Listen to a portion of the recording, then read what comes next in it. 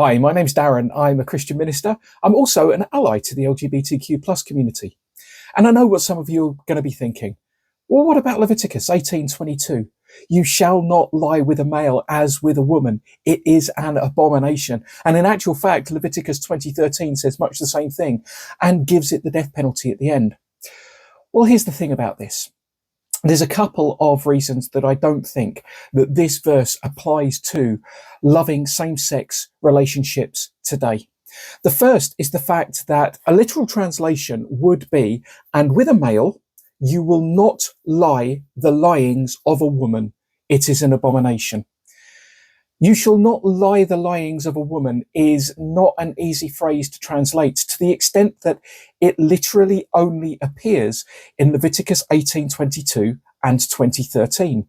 So scholars and translators have had to make a best guess as to exactly what it means. And there is still debate about whether it actually means all homosexual acts.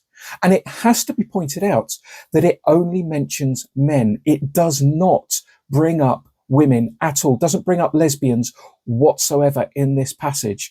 So according to Leviticus, that presumably is absolutely fine. So why would it be that a man with a man is not okay, but a woman with a woman is okay?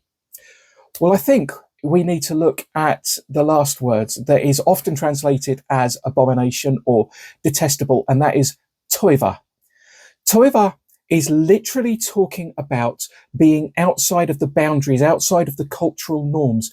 The Levitical laws were given to Israel at a point at which they were in the wilderness, surrounded by pagan nations who had cultish practices that sometimes involved male temple prostitutes, that involved sex in worship amongst lots of other people. God was calling Israel at that moment in time to be set apart, to be different to all of the other nations. And that's why there are so many different laws in Leviticus that when we read them, they make no real sense to us today. But they will have done at the time, because what it was doing was setting Israel apart, making them holy, making them different, stand out to all other nations. But you notice that it was making Israel do that.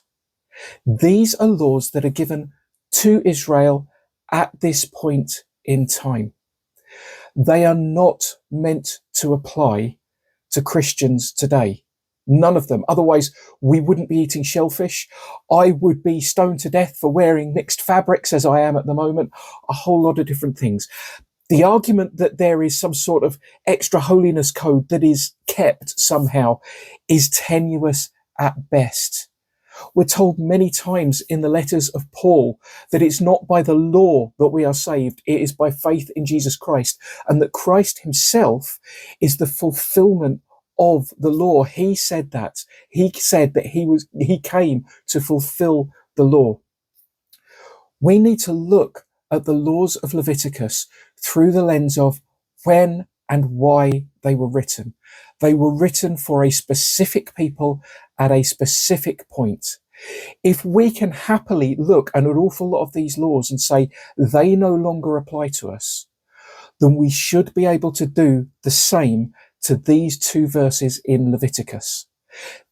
That, of course, doesn't address the other verses in and of itself, but I believe that we can discount these as being meant for a people at a time to set them apart at a transient moment in their history. So Leviticus is not a place that I would ever go to try and claim that homosexuality is a sin.